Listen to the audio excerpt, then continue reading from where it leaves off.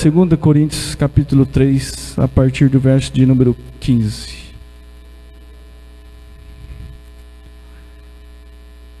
Glória a Deus. E até hoje, quando é lido Moisés, o véu está posto sobre o coração deles. Mas quando se converterem ao Senhor, então o véu se tirará. Ora, o Senhor é Espírito, e onde está o Espírito do Senhor, aí há a liberdade. Mas todos nós com cara descoberta, refletindo como um espelho a glória do Senhor, somos transformados de glória em glória, na mesma imagem como pelo Espírito do Senhor. Podeis se assentar glorificando, exaltando, bendizendo, se alegrando com a presença de Jesus. Sabemos que Deus libera uma palavra a todo instante. Eu estava ali sentado me lembrando da batalha de Daniel, que ele começou a orar há 21 dias. Agora você imagina a aflição daquele homem, porque de certa forma ele ia parar,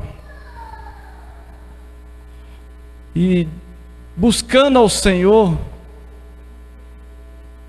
os homens não queriam que ele buscasse mais ao Senhor. Mas ele, 21 dias, ele não desistiu de buscar a Deus. Em nenhum momento. Mas o que ele não sabia é que Deus já havia liberado uma palavra a um anjo. Mas o anjo foi impedido por Satanás de trazer a resposta a ele. E aquele homem estava aflito porque ele queria uma resposta da parte de Deus. E quantas vezes nós queremos uma resposta da parte de Deus e começamos a orar e às vezes nós desistimos de buscar essa resposta, porque essa resposta não chegou no tempo que nós queríamos. E às vezes Deus já liberou essa palavra no céu para trazer para mim e para você a resposta. Mas muitas das vezes nós desistimos no meio do caminho e nós não somos persistentes como Daniel foi, insistindo em oração. A Bíblia não diz, mas talvez aquele homem travou no seu coração dizendo: eu não saio daqui enquanto não vir a resposta de Deus. E às vezes nós queremos no nosso tempo. E Deus já disse essa noite que já liberou do céu uma palavra para a sua vida. Ele já determinou no céu esta palavra. Mas Ele diz que pode ser que quando você chegar em casa já tenha a resposta. Mas pode ser que a resposta está vindo lá do céu e possa demorar 21 dias, como demorou para Daniel. E será que nós vamos continuar crendo nessa resposta que Deus usou os teus servos aqui esta noite? Porque muitas das vezes nós não vemos a resposta no ato quando nós saímos da igreja e quando nós adentramos dentro da nossa casa. E talvez chegando lá nós vemos coisas totalmente contrárias do que aquilo que foi dito da palavra de Deus. E aí nós devemos sermos como Jairo, que Jesus chegou até ele e disse: não temas, homem, creia somente, para que ele viesse a estar na sua casa, na casa de Jairo. Jesus teve que falar mais uma palavra, determinar mais uma palavra ao seu coração, mas o crer era na sua escolha, era na sua decisão. Se ele queria levar Jesus ainda para sua casa, ainda que a sua filha estivesse morta, em uma situação totalmente contrária daquilo que ele imaginava na sua mente. Mas nós temos que continuar crendo, porque Deus já determinou do céu esta palavra para você. É Deus que falou. Foi o homem. Uma determinação que vem do próprio céu para a sua vida. Mas que eu e você não venhamos a desistir no meio do caminho, porque nós não vivemos por vista, mas vivemos por uma fé inabalável em Deus. O tema central da Bíblia sempre foi a presença de Deus. De Gênesis a Apocalipse, nós vemos a presença manifesta de Deus. Desde Gênesis, quando Deus criou todas as coisas, o céu, a terra, formou o homem e colocou o homem no jardim do Éden, e ali ele habitava com a sua presença juntamente com o homem. Ele queria se relacionar com o homem, ter intimidade com o homem, com a sua presença, e habitar com a sua presença no meio deles. Mas todos nós sabemos que chegou um determinado momento em que Deus coloca apenas uma lei, dizendo: olha, somente dessa árvore do conhecimento vocês não devem comer, mas come de todas as árvores que tem no jardim do Éden. Mas o homem consegue desobedecer a Deus em uma única lei que Deus havia colocado no jardim do Éden. E nós não podemos dizer que nós somos melhores do que Adão e Eva, porque dá a entender no livro de Romanos, o apóstolo Paulo dizendo que nós todos estávamos dentro de Adão e Eva. Então nós não seríamos melhor do que eles. E Deus expulsa o homem que ele tanto queria se relacionar, a estar numa intimidade, a falar com ele, a ter uma resposta dele, a ter algo maior da parte do homem para com Deus. Mas o homem consegue ser expulso daquilo que é o paraíso. E em Gênesis 17, Deus mesmo procurando o homem para ter intimidade com ele, ele acha um homem chamado Abraão e faz uma aliança eterna com Abraão. Imagina eu e você, Deus chegar e nos chamar e dizer: olha, sai da terra de Ur dos Caldeus, sai dessa terra de idolatria, sai dessa terra onde não tem Deus, onde não tem a minha presença, mas vai para uma terra aonde eu vou te mostrar e vou dar para você, e você vai ser um homem totalmente abençoado, e em você todas as famílias da terra serão abençoadas, e eu quero fazer uma aliança eterna com você. Porque Deus sempre está procurando com a sua presença atrás do homem. Esse mesmo homem que, quando ouviu os passos de Deus no jardim do Éden, ele se escondeu. Mas Abraão, ele aceitou esta aliança. E é interessante que em Êxodo capítulo 25, verso de número 8, Deus arranca o povo com a sua mão forte, com a sua mão potente, coloca o povo no meio do deserto, e ali ele fala com que o povo viesse fazer uma tenda do encontro, uma arca da aliança, para que ele pudesse habitar no meio do seu povo com a sua presença. Porque Deus sempre quer habitar com a sua presença no nosso meio. Em Êxodo capítulo 40, 34, ele vem com uma nuvem sobre o arraial, a ponto que nem mesmo Moisés conseguia adentrar na tenda do encontro. Tamanha era a presença, até mesmo palpável, de Deus no meio de Israel. É isso que Ele quer fazer nas nossas vidas. Trazer a sua presença para a nossa casa, para a nossa família, e para que nós venhamos a ter uma intimidade com Ele.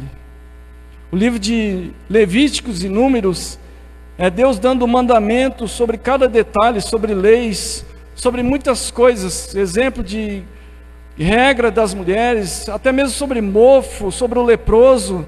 Mas não eram regras moralistas, eram regras, leis relacionais. Porque Deus queria habitar no meio daquele povo. E Deus estava querendo mostrar para aquele povo como que era o estilo de vida, como que era o estilo daquele povo, como que era o estilo daquele país, no meio da sua presença. Porque nós não devemos ter uma relação, um relacionamento, uma intimidade com Deus de qualquer forma. Ele começa a colocar leis e mandamentos no nosso coração, porque nós não vamos ter a sua presença de qualquer forma, juntamente conosco, e nem na nossa casa. E Deus começa a falar conosco, Deus começa a colocar leis, mandamentos do céu no nosso coração, como que é o nosso estilo de vida, para que nós venhamos a ter a habitação de Deus juntamente conosco, no nosso trabalho, na nossa casa, no nosso lar, na nossa família. Ele começa a colocar leis e mandamentos. Em Deuteronômio ele fala de leis apontando e preparando o povo, como eles deveriam se comportar na terra que Deus escolheu, que Deus apontou o dedo e falou: essa terra é minha, e vocês vão habitar nessa terra. Eu não vou mais ficar peregrinando com vocês no deserto, vocês vão estar fixos em uma terra, e eu também juntamente com vocês, habitando junto com vocês. Então eu vou colocar essas leis ao coração de vocês, para que eu venha a se manter com a presença no meio de vocês. É Deus querendo ter uma aliança e uma presença no nosso meio. No livro de Josué, Deus fala que estaria com ele em todo e qualquer lugar, por onde é que ele andasse. E como ele foi com Moisés, ele seria com Josué. Deus não estava perguntando a capacidade de Josué, qual é o estudo de Josué, ou qualquer outro assunto, como que Josué era forte. Mas Deus estava dizendo: assim como eu fui com Moisés, eu vou ser com você. Então Deus não pergunta qual é a nossa capacidade, qual é a nossa escolaridade. Deus fala: Josué, eu estarei com você por onde quer que andares. Tão somente seja forte e corajoso. Medita nessa palavra dia e noite, rumina essa palavra dia e noite, que eu estarei com você em todo e qualquer lugar que você pisar. Que coisa maravilhosa é Deus nos falar: olha, tem uma terra que vocês vão começar a andar para leste, oeste, norte, sul, tantos quilômetros, até o rio Eufrates, até tal rio. Em todo lugar que você pisar, essa terra será sua, e eu estarei com você.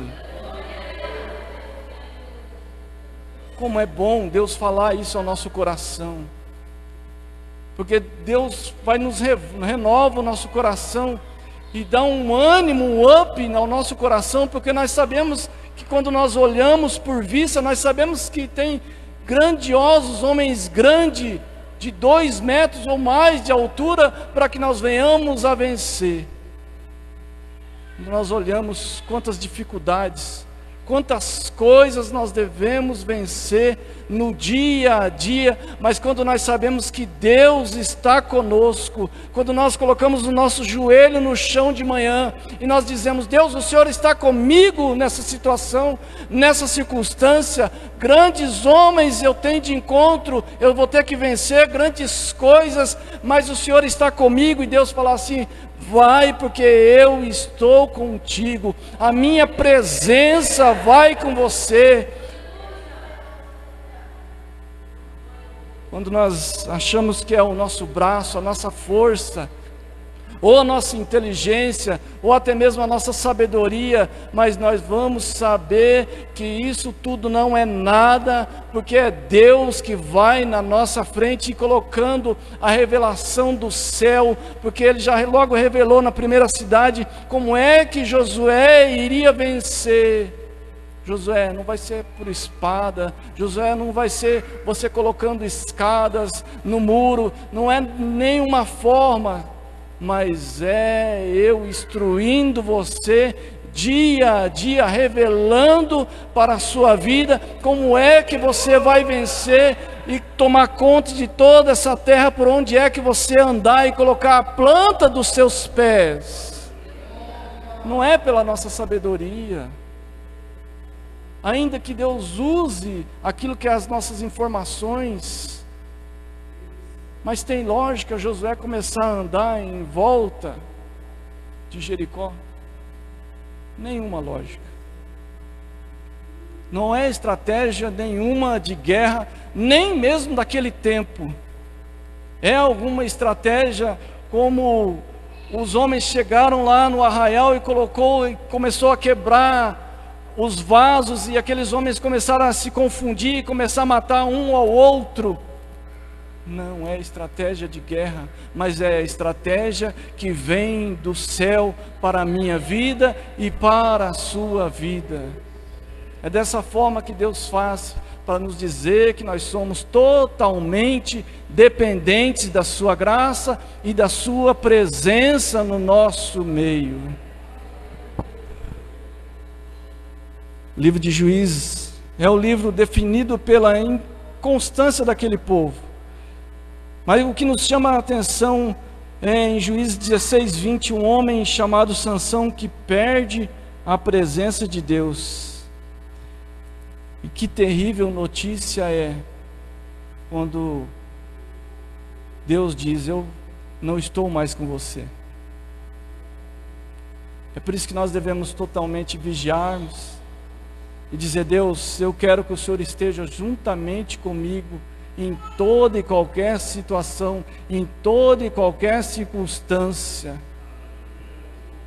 Sansão perdeu a presença, e nós sabemos o fim daquele homem. Nós sabemos que ele chegou e foi achincalhado, zombado, furaram os seus olhos, mas eu acredito que no coração daquele homem estava a angústia de não ter a presença de Deus.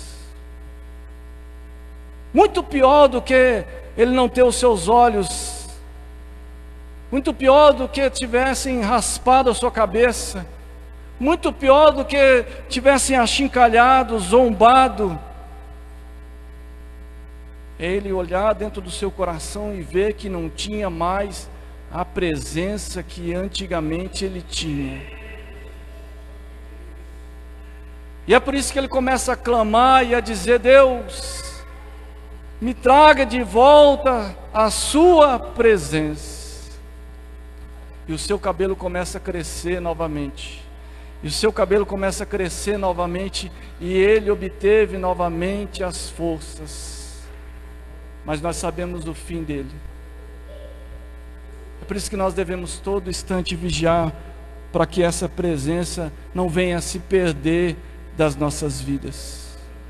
Brincarmos com a presença, assim como Sansão ficou brincando a todo instante. Assim como o livro de Juízes, a todo instante aquele povo era inconstante. Ora estava com Deus, ora não estava com Deus, ora buscava Deus, ora não buscava Deus, e Deus sempre levantava juízes para dizer: olha, venham para a minha presença, para que vocês venham a obter a vitória que eu quero que vocês venham a ter como propósito do céu para a vida de vocês.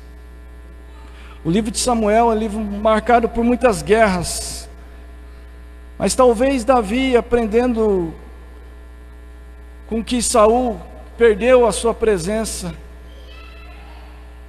ele pede para trazer a arca da aliança novamente para Israel.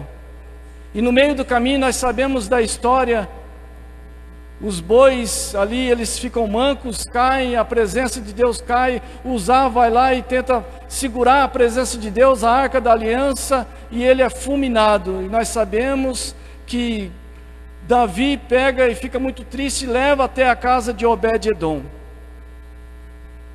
Agora você imagina aquele homem, sabendo que a presença de Deus já havia acabado de fulminar um homem.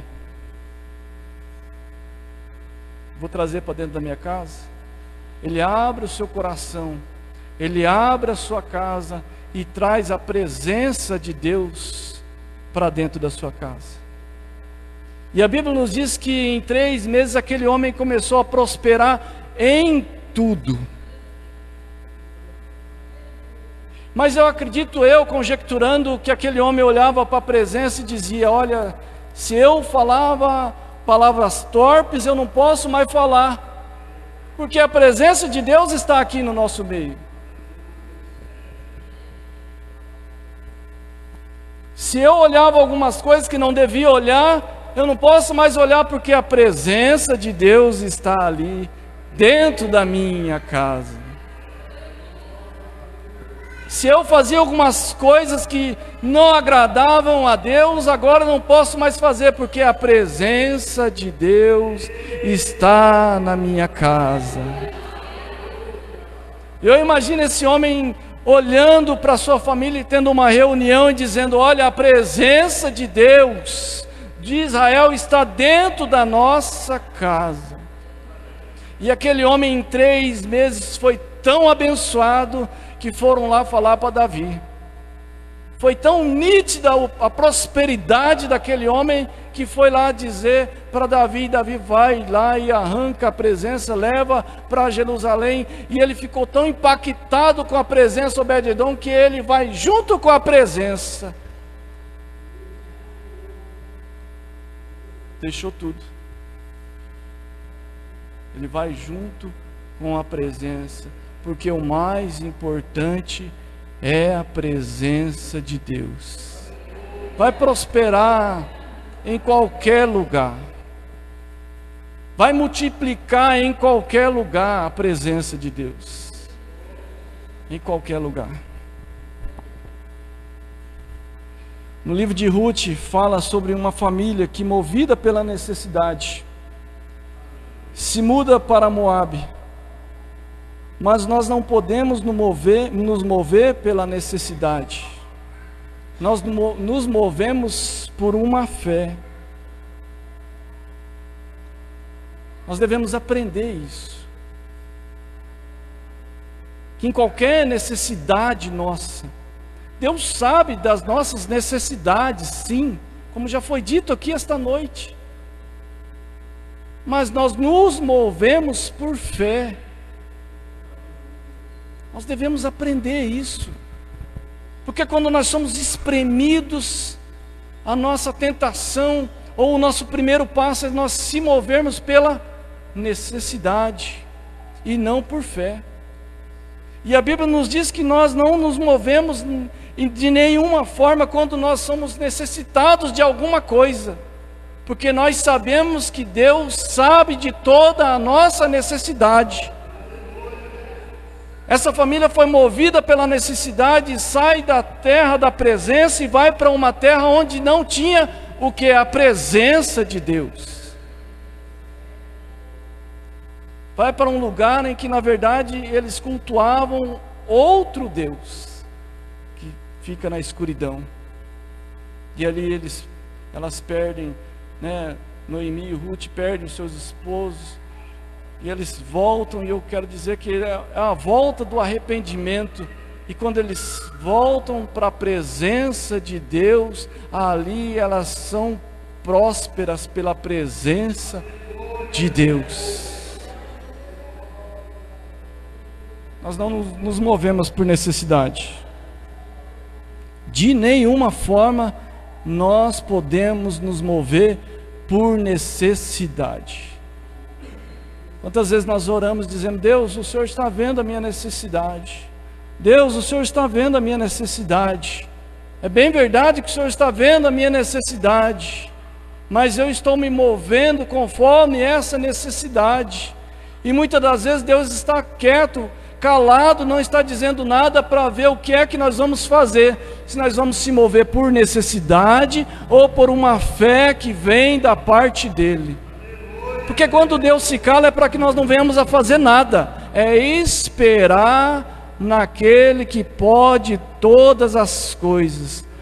Porque os que esperam no Senhor voarão com asas de águia, correrão e não vão se cansar, vão andar léguas, vão andar quilômetros e não vão se fadigar, porque é Deus que renova cada um na espera em Deus.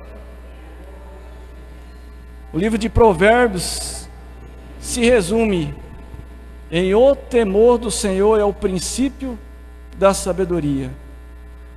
O princípio da sabedoria é quem tem a consciência de que Deus está onde? Perto. Tem a consciência de que Deus está perto. Porque dependendo da situação, por exemplo, um leão, lá na jaula, lá em São Paulo, nós vamos temer? Não. Agora, se ele soltar ele aqui dentro, achar que ele está aqui perto de nós, nós vamos o quê? Temer. Mas aí quando nós achamos que nós temos um Deus longe, um Deus aonde, como o povo está dizendo, que é um Deus deísta, que deu corda na população, deu corda no mundo e deixou lá do jeito que está, não. Deus está no meio e habitando no meio do seu povo. Ele está perto. E aí nós o que?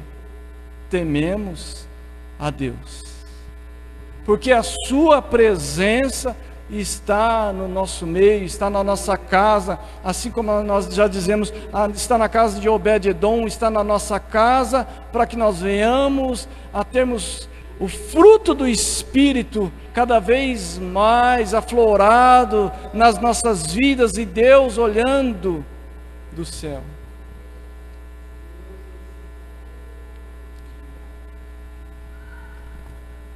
E agora, tendo a presença de Deus, nós podemos o quê?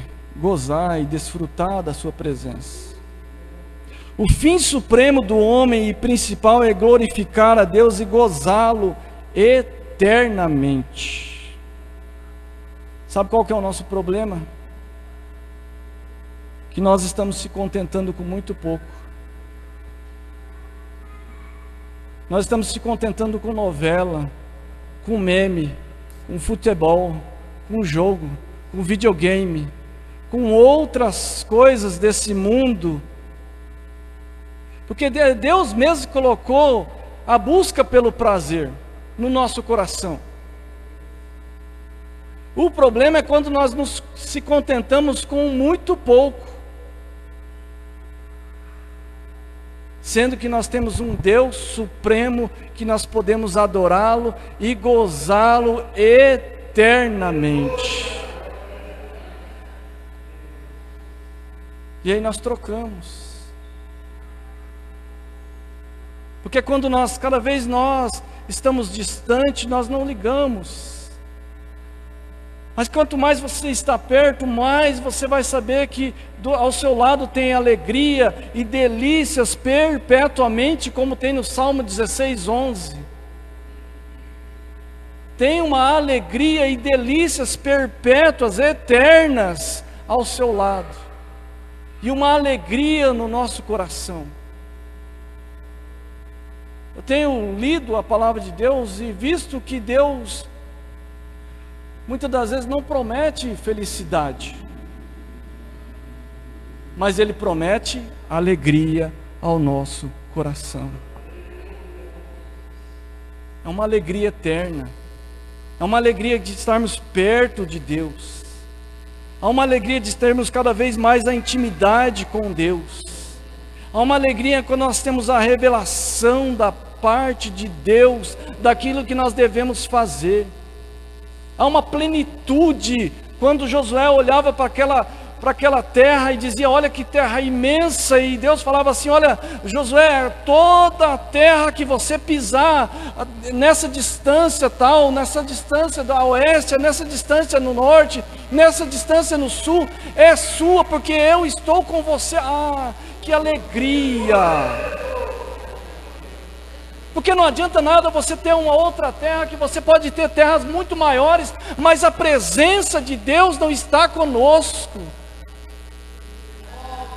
Mas quando nós temos a presença de Deus, e Deus fala assim: olha, essa terra é imensa, Josué, você vai fazer com que esse povo venha ter essa terra, e vou dividir entre as famílias de vocês, e eu vou habitar no meio de vocês, para que vocês venham a ter uma alegria plena nos seus corações. É tão maravilhoso quando Deus revela aos nossos corações aquilo que Ele quer que nós façamos. Então se delicie, venha gozar junto com Deus, venha buscar a Deus, porque é Ele quem vai revelar aquilo que Ele quer que você venha a fazer neste mundo, nessa terra. Nós só vamos ser plenos nessa terra quando nós soubermos o propósito de Deus para a nossa vida. Quantas pessoas se suicidam com tanto dinheiro, porque não tem mais propósito, a presença não está mais, a alegria que vem do céu não invade mais o coração desse homem, mas quando a alegria invade o coração do homem, ele é pleno na presença de Deus. Por isso que o apóstolo Paulo disse: combati o bom combate, acabei a carreira, guardei a fé, agora estou sendo oferecido como libação. Eu estou alegre, eu estou contente. Aquilo que vem da parte de Deus invadiu o meu coração. O propósito que eu tinha para essa terra foi concretizado. Meu coração está alegre, pleno. E eu e você só vamos sermos plenos quando nós estivermos alinhados com a vontade de Deus.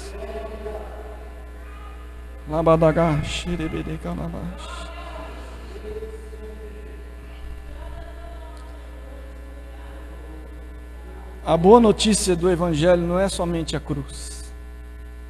Não se escandalize. A boa notícia do Evangelho não é somente a cruz, mas a presença de Deus nos nossos corações.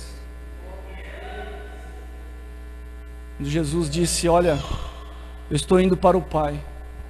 Imagina aqueles homens olhando para Jesus dizendo: olha, eu larguei minha empresa de pesca, o outro eu larguei, a minha cobrança de impostos. O outro disse: olha, eu larguei a minha família, olha, eu larguei tal coisa para te seguir. E agora o Senhor está dizendo que vai embora? Aí ele diz: se eu não for, ele não vem. Porque ele quer habitar dentro do seu coração. Busque, bata, procure. Ele quer que nós venhamos a desejá-lo. É por isso que ele disse: olha, procure, bata. Eu estou perto, mas eu quero que vocês me procurem. Eu quero que vocês venham a bater na porta. Há uma igreja em Apocalipse, que a Bíblia nos diz que Jesus estava batendo na porta daquela igreja. Ele próprio, Deus, estava batendo na porta daquela igreja. E é interessante que era uma igreja ortodoxa, uma igreja cheia da palavra, uma igreja que tinha plena, mas não tinha o que? A presença de Deus. Aí eu fico imaginando, outro dia eu lendo, eu estava falando: meu Deus, o que é que eles estavam adorando? O que é que aquela igreja estava adorando? Eles mesmos. Estavam dizendo que eles tinham tudo. Estavam dizendo que eles eram prósperos, as suas casas aplainadas. Eles estavam dizendo que eles tinham a palavra ortodoxa. Eles estavam dizendo que eles tinham praticamente tudo humano, mas não tinha a presença de Deus. Então, quando nós não temos a presença de Deus, nós estamos na igreja, nós estamos aqui olhando, nós estamos ouvindo a palavra, nós estamos até mesmo lendo a palavra, mas nós não temos a presença de Deus. E Deus, Jesus, eu quero adentrar no coração de vocês. Eu quero que vocês venham a adorar novamente como vocês adoravam antigamente. Como vocês abriam o coração para que eu venha a ter uma comunhão, a que eu venha a derramar alegria no coração de vocês. Porque o reino de Deus é paz e alegria no Espírito Santo. Nós devemos ter a presença com uma alegria aos nossos corações. E por que é que nós devemos cada vez mais buscar a Deus, contemplarmos a Deus? 2 Coríntios capítulo 3, verso de número 16. Mas quando se converterem ao Senhor, então o véu se tirará. Ora, o Senhor é Espírito, e onde está o Espírito do Senhor, aí há a liberdade. Por que Deus quer estar com a sua presença juntamente conosco? Para que nós venhamos a contemplarmos cada vez mais. Nós somos somente transformados profundamente, verdadeiramente, quando nós contemplamos a Jesus e buscamos a Ele profundamente.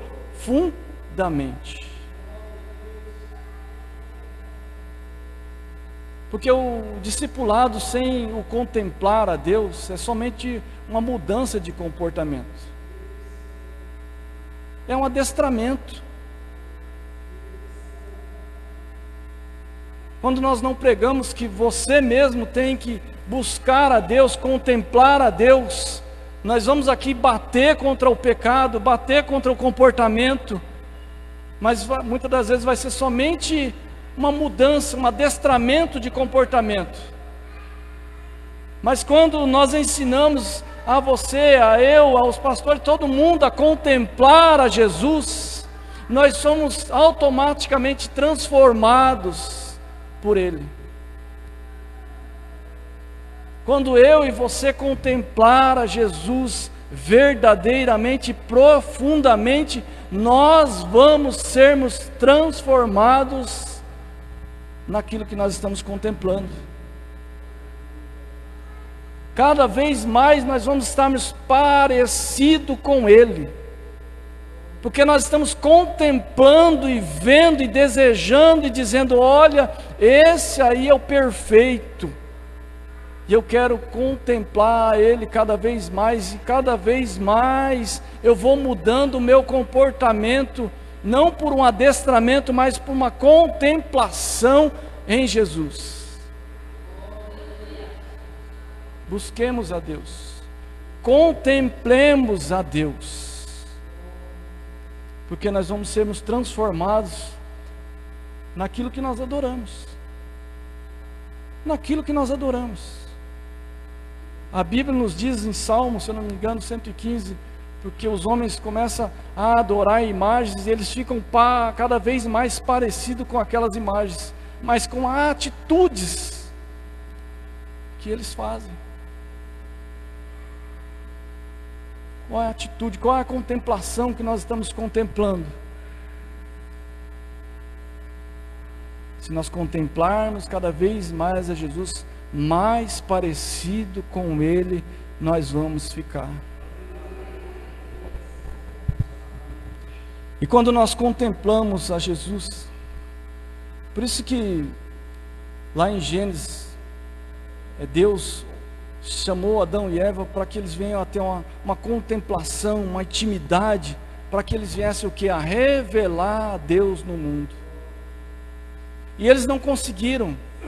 E aí ele chama, no livro de Êxodo, ele chama Israel lá no meio do deserto, lá na montanha, chama Israel no pé da montanha e começa a ter relâmpago, tremor, e Deus mesmo falando audivelmente com cada um ali, para que eles viessem a contemplar a Deus, e eles viessem a revelar a Deus.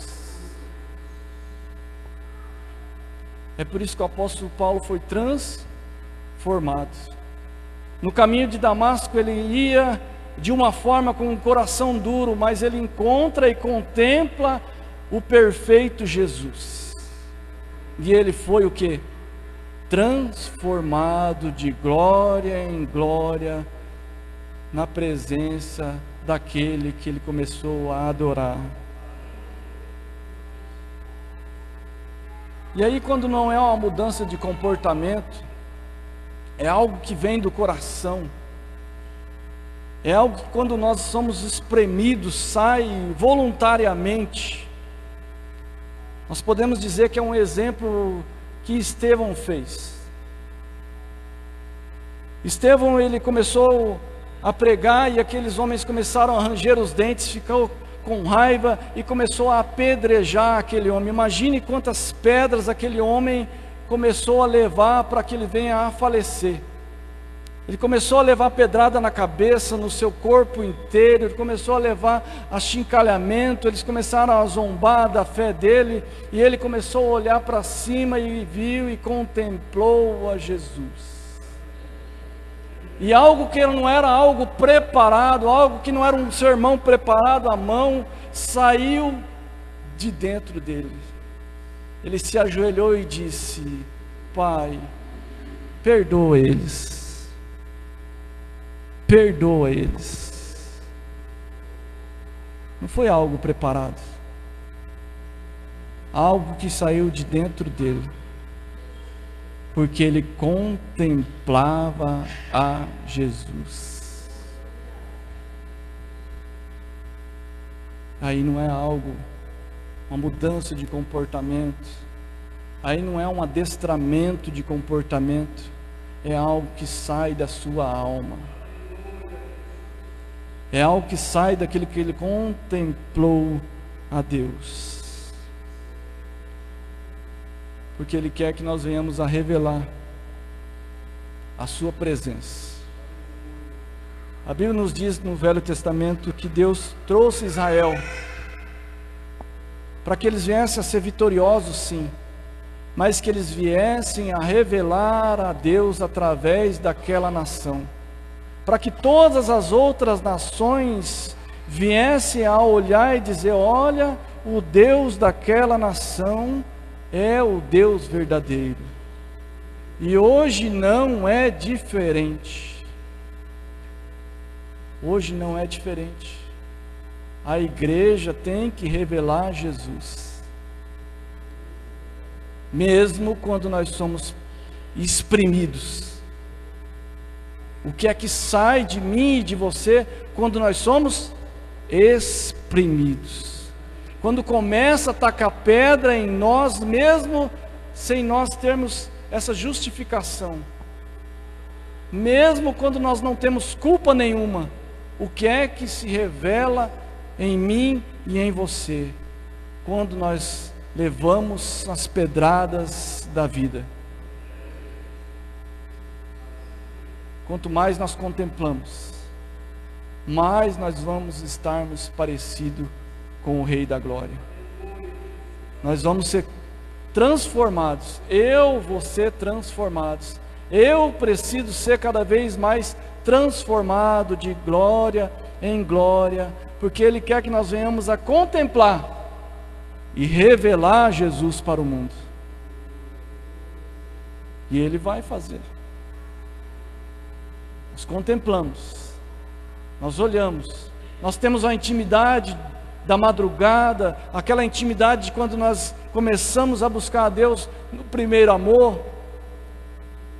E aí Deus começa a nos levar para que venha se revelar Jesus no meio do mundo. Por isso que Jesus disse: olha, eu não quero que tire eles do mundo. Não arranca eles do mundo, não. É Jesus orando.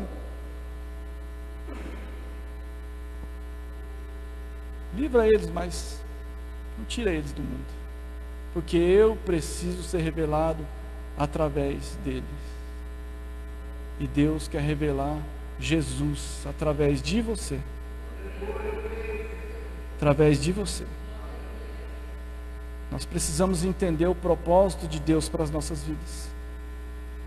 Quando nós prosperamos, que as outras pessoas venham a ver como é que você tem prosperado. Porque eu tenho Jesus. Porque eu tenho Jesus. Jesus me revelou tal coisa. Vem para a casa do Senhor, porque Jesus também quer revelar para você. Quando nós temos um casamento abençoado, e as pessoas vêm a perguntar, porque Deus dá essas oportunidades para nós, amados. Deus dá essa oportunidade para nós. Presta bem atenção nas conversas, presta bem atenção naquilo que Deus leva as pessoas até você.